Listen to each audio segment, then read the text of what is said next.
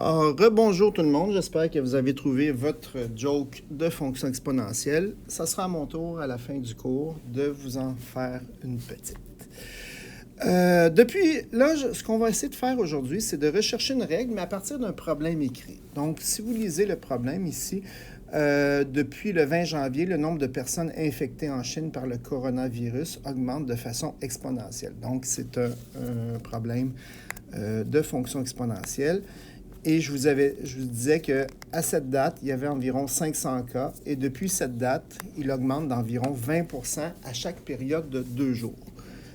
Et je vous demande à ce rythme-là combien il va y en avoir le 20 février.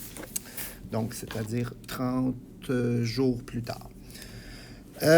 Donc, ce que nous allons nous allons nous rappeler que la forme exponentielle, elle a 3 paramètres, a fois celle à x plus k, mais que le k représente l'asymptote horizontale. Si vous regardez l'essentiel d'un graphique exponentiel, quand ça part à 500 et que ça monte de façon exponentielle, on ne perçoit pas nécessairement l'asymptote. L'asymptote n'est pas égale à 500 puisque au départ, ça vaut 500. L'asymptote, où est-ce qu'on la voit? C'est si on prolonge le graphique ici, on voit très bien que l'asymptote serait l'axe des x. Donc, l'axe des x veut dire que le k vaut 0. Donc, dans la plupart des problèmes écrits, nous allons avoir seulement 2 paramètres, le a et le c à trouver.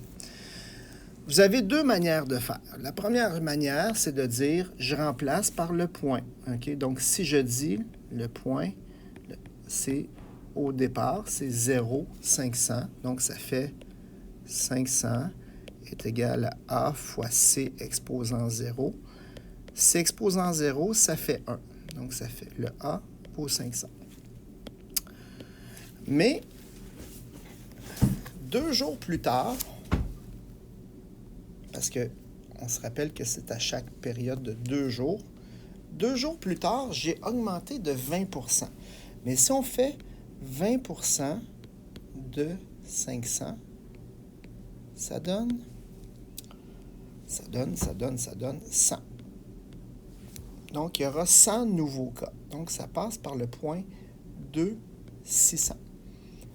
Ce qui fait que notre fonction va avoir la forme y égale à 500 fois c exposant x, et nous remplaçons par le point 2, 600. 2, 600, 600 est égal à 500 fois c exposant 2. Si on divise par 500, 600 divisé par 500 égale à c à la 2. Bon, 600 divisé par 500, ça fait 6 cinquièmes. Donc, si c à la 2 vaut 6 cinquièmes, l'opération contraire, c'est de faire racine carrée. Donc, ça fait racine carrée de 6 sur racine carrée de 5. Un coup rationalisé, ça fait racine carrée de 30 sur 5. Donc, on multiplie en haut puis en bas par racine carrée de 5, ça fait racine carrée de 30 sur 5. Sur la prochaine page, je vais continuer un petit peu le problème et vous montrer une deuxième méthode. Le a vaut 500 et le c vaut racine de 30. Alors, la fonction s'écrit maintenant avec le a qui vaut 5.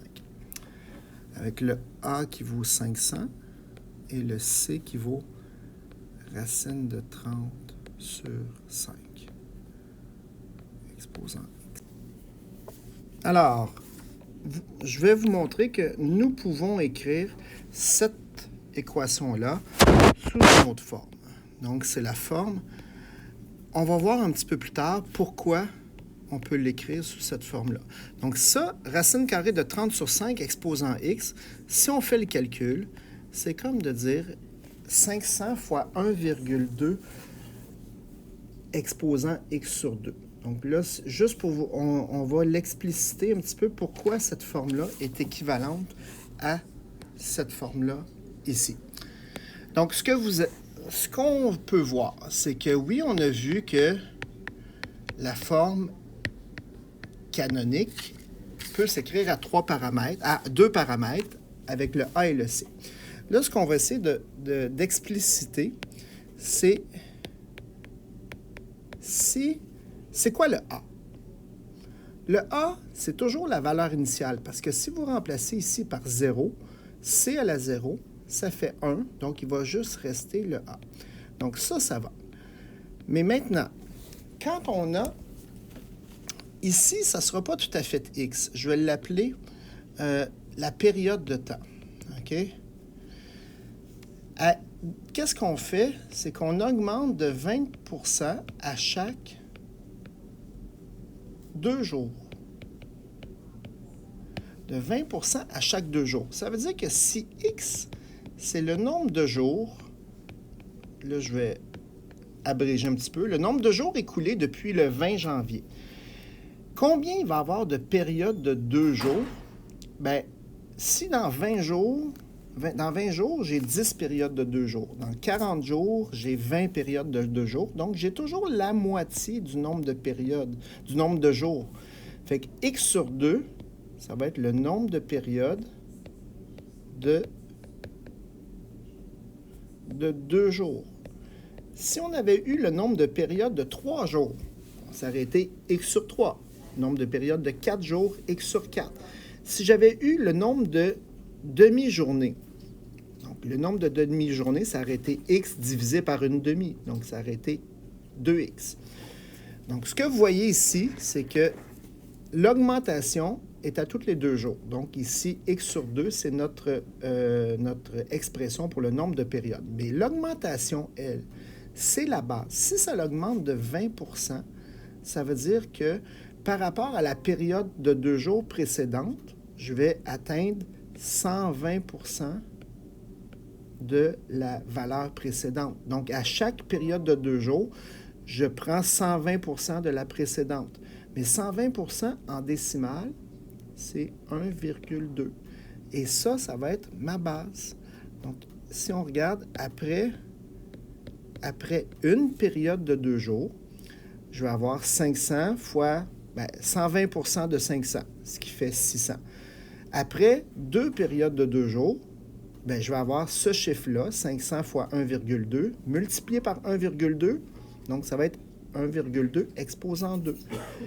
En général, le nombre de périodes de 2 jours, ça va me donner, c'est l'exposant de votre base 1,2.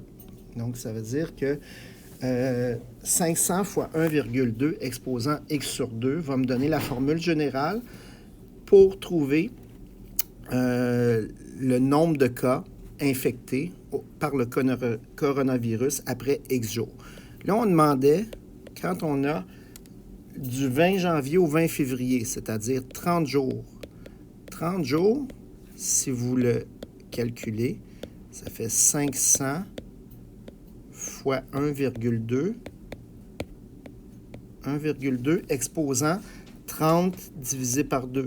Ça veut dire exposant 15. 500 fois 1,2 exposant 15. Donc, ce qui fait environ 7704 cas. J'ai arrondi la réponse à l'unité près, puisque on est dans un cas où est-ce qu'on ne peut pas avoir des demi-personnes ou des tiers de personnes. Alors, ça donne 7700 cas. Donc, l'important, c'est la règle ici. Donc, la règle, quand vous avez, sachez que c'est toujours la valeur initiale, le pourcentage d'augmentation et l'exposant, c'est le nombre de périodes contenu dans X jours, donc de périodes de 2 jours. Alors, pour la petite joke, alors, savez-vous pourquoi les professeurs de mathématiques ne meurent jamais? Parce qu'ils perdent toutes leurs fonctions. Alors, sur ce, bonne journée.